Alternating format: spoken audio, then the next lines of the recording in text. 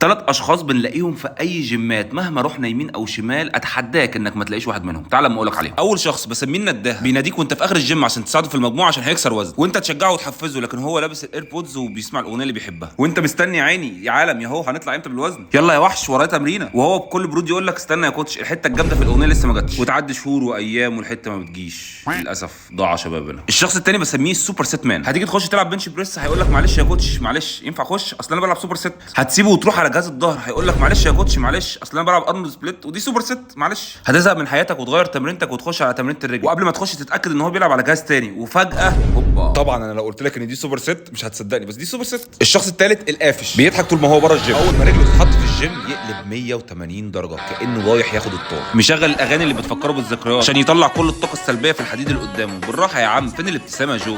ايه ده؟ انا اسف. اكتب لي مين في الكومنتات اللي معاك في الجيم، وما تنساش في الاخر اللايك والسيف، وبكده كنت قلت لك ان في